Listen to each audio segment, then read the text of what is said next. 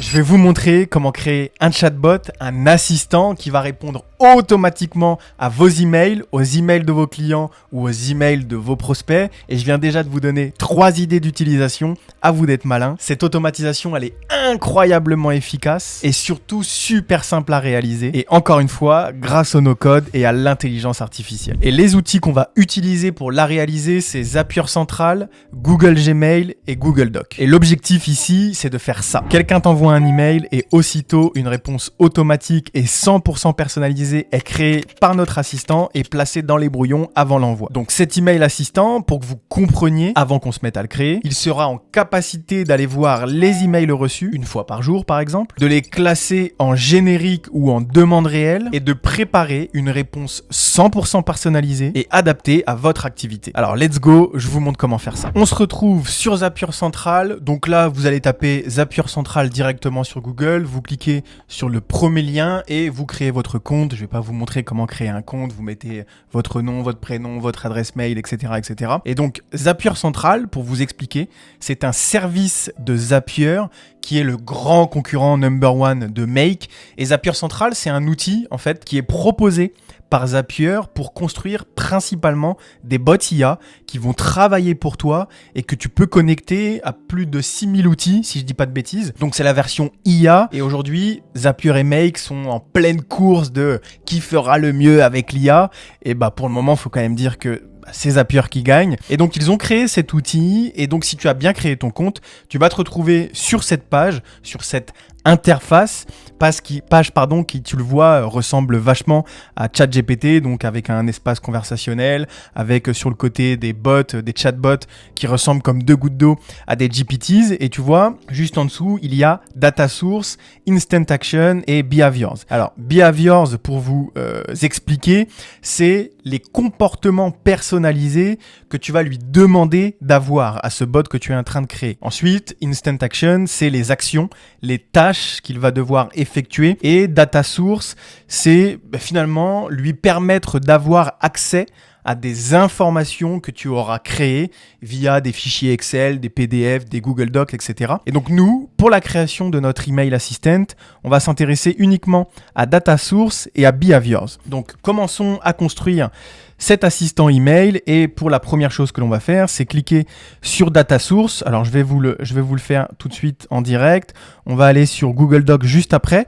Mais donc la Data Source que j'ai créée, donc la base de données que j'ai créée pour cet assistant email, c'est le document que vous avez sous les yeux. Donc je l'ai nommé Tout savoir sur Infinitia, peu importe le nom finalement. Ce qui est super important, c'est les informations juste en dessous. Ce que vous devez imaginer finalement, c'est créer un document qui regroupe toutes les informations de votre entreprise, de votre agence ou de l'entreprise cliente et vous devez tout mettre à l'intérieur.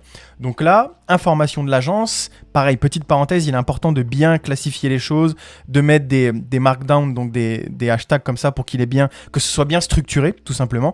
Donc première chose, information de l'agence, nom de l'agence Infinitia, spécialisation, coordonnées de l'agence, email de l'agence, numéro de téléphone, site internet, site LinkedIn. Ensuite, le fonctionnement de l'agence, donc il y a comment travaille-t-on avec nos clients?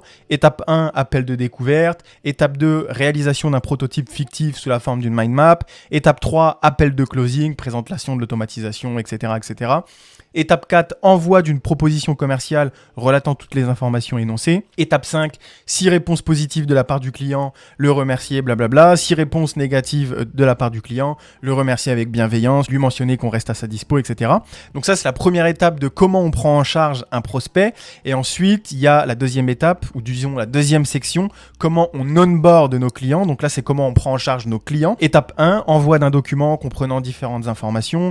Étape 2, optimisation et validation avec le client de l'automatisation finale. Étape 3, intégration si nécessaire et activation de l'automatisation. Et étape 4, envoi de la première facture, etc. Planification du premier rendez-vous. Donc voilà. Ensuite, vous allez mettre les services proposés, donc toutes les différentes automatisations IA que vous allez proposer. Gestion de dossiers, gestion et remise en norme des dossiers clients, édition et envoi de devis, blablabla. Ensuite, vous allez mettre une section foire à questions pour qu'il ait la connaissance de toutes les questions principales et répétitives que vous recevez à longueur de journée et surtout qu'il ait les bonnes réponses à ces questions. Ensuite, vous allez mettre les liens pratiques. Donc moi, je mets des ressources gratuites, notre automatisation phare, des exemples d'automatisation et également le lien pour prendre rendez-vous dans le cas où on nous demande un rendez-vous ou alors les disponibilités, donc le lien Calendly directement. Ensuite, je lui donne les règles à respecter pour rédiger la réponse aux emails, donc la tonalité qu'il doit utiliser, l'objet de l'email, comment il l'écrit, comment il s'adresse au destinataire, comment il structure l'email, comment il termine l'email et comment il signe l'email. Et ensuite, je lui mets des exemples d'emails que j'ai eu de la part de clients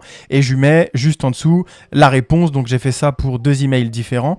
Donc, je lui mets vraiment toutes les informations. Donc, cette base de données, on va aller directement l'implanter dans Data Source. Donc, vous avez vu, j'ai appuyé sur Data Source. Ensuite, on va aller sur Google Doc, on va faire Connect a New Connection, donc ça c'est pour connecter Zapier et votre compte Google Doc, finalement votre compte Google Drive, c'est un peu pareil, tout est relié. Donc vous allez faire ça tout de suite, vous allez appuyer sur la bonne adresse mail, ce sera certainement flouté pour vous parce qu'il y a des emails qui sont confidentiels. Vous faites autoriser et dès maintenant, vous avez créé une connexion entre Zapier et entre Google Doc. Donc le document, je vous l'ai expliqué. Là, on n'a plus qu'à le sélectionner. Donc c'est la Knowledge Base Infinity IA.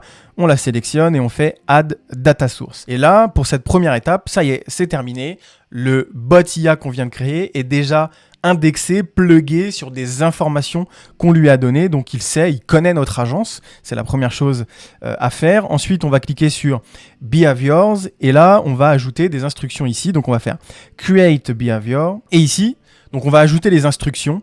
Les instructions, c'est exactement la même chose que les prompts système dans un GPTs. Et c'est en fait ni plus ni moins qu'un prompt tout court.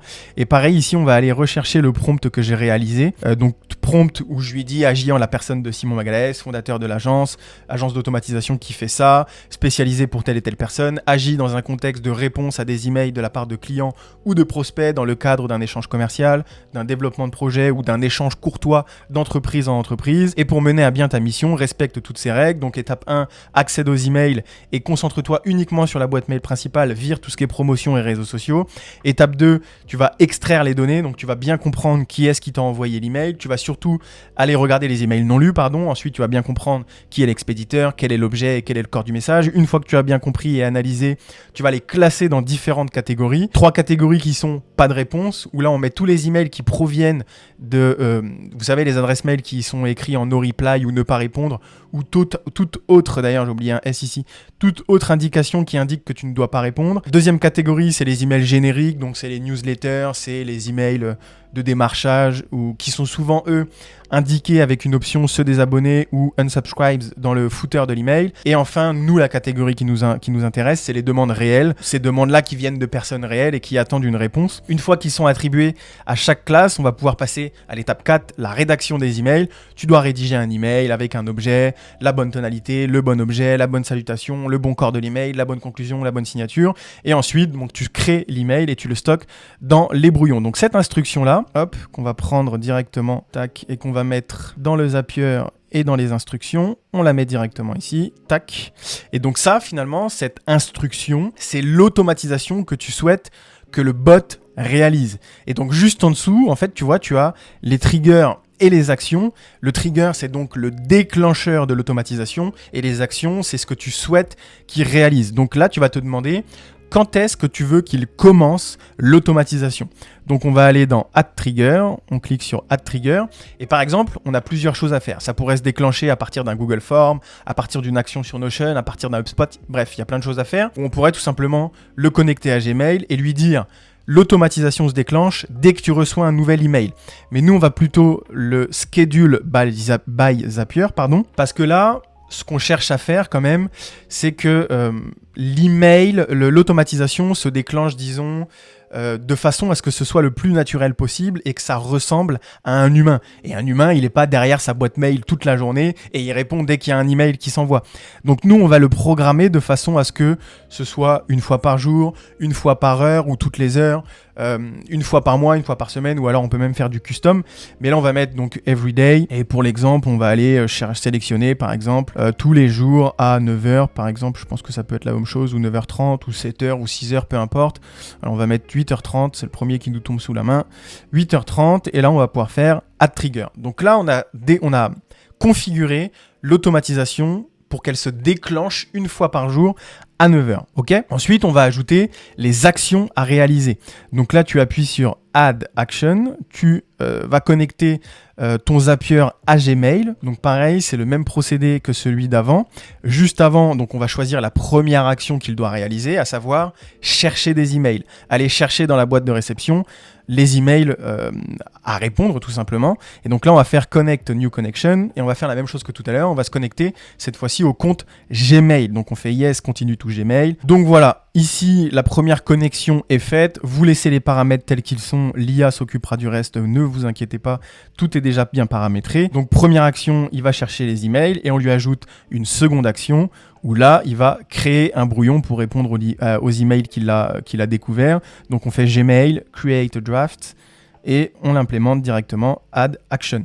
Donc là, on a le behavior, donc le comportement que l'automatisation doit adapter, c'est-à-dire aller voir une fois par jour les emails, ensuite les rechercher et créer un brouillon. Donc on fait tout ça pour être le plus naturel possible et tu vas le voir quand tu vas te lancer dans la IA. L'une des grandes objections qu'on a souvent, disons des inquiétudes, c'est ouais mais est-ce que je vais pouvoir garder le contrôle, est-ce que je vais pouvoir ceci? Donc c'est pour ça qu'on fait Create a Draft, comme ça on garde un contrôle sur notre automatisation et sur la réponse des emails que l'IA va apporter. Maintenant on va pouvoir passer sur la phase de test de notre agent, donc on fait test behavior et donc ce test là il va nous permettre d'optimiser tout ce qu'on veut. On va voir le résultat qui nous donne comme ça un petit peu au premier jet, mais ce qui est bien avec cette fonctionnalité de test behavior, c'est que si on lui dit par exemple non, n'utilise pas tel ou tel mot, ne réponds pas à tel ou tel email, utilise plutôt telle ou telle signature, et ben en fait on va lui donner encore des informations dans sa base de données et ça permet encore d'entraîner l'IA qu'on est en train d'utiliser. Donc là, on voit qui s'est déclenché de manière fictive, hein, c'est un test. Il s'est déclenché. Première étape, il va rechercher les emails dans la boîte de réception. Donc là, on voit qu'il y a un email de la part de Make, on voit qu'il y a un email de la part d'un client, on voit qu'il y a un email de la part de Google,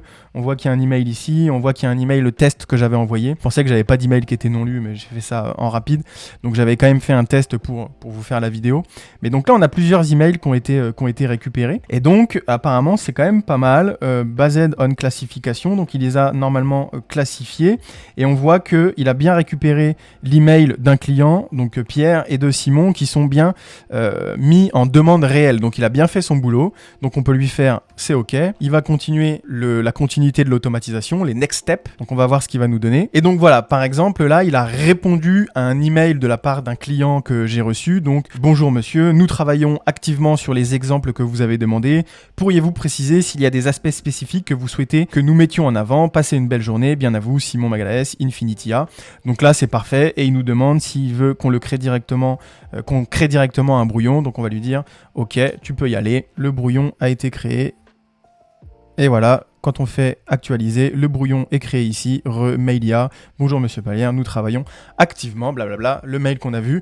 Donc voilà, on a créé ensemble notre premier bot sur Zapier. Maintenant, vous n'avez plus qu'à l'activer et il est complètement opérationnel. On n'a plus qu'à laisser faire l'IA et la couler douce tranquillement. Franchement, est-ce que c'est pas archi incroyable? C'est juste dingue comment on a fait ça ultra facilement et ultra rapidement et surtout les possibilités que ça nous offre. Et d'ailleurs, si vous voulez recevoir les documents que j'ai utilisés, le prompt system et la base de données pour vous en servir d'exemple, vous pouvez me rejoindre sur Telegram, je vous les fournirai directement. Et petit message pour terminer cette vidéo, je vais revenir sur la phrase que j'ai dit au tout début et je viens déjà de vous donner 3 idées d'utilisation, à vous d'être malin. Ce chatbot que vous venez de créer, servez-vous-en intelligemment. Et je vais faire part de ma réflexion marketing aux participants de mon accompagnement en premier. Et d'ici quelques jours, je vous dirai à votre tour qu'est-ce que vous pouvez faire avec ça. Et je le ferai lors des lives que j'organise une fois par semaine totalement gratuitement. Ces lives que j'organise sur Telegram, alors rejoignez-nous via le lien dans la description. Et en attendant, abonnez-vous. Si vous avez aimé cette vidéo, faites-le moi savoir. Et dites-moi aussi comment vous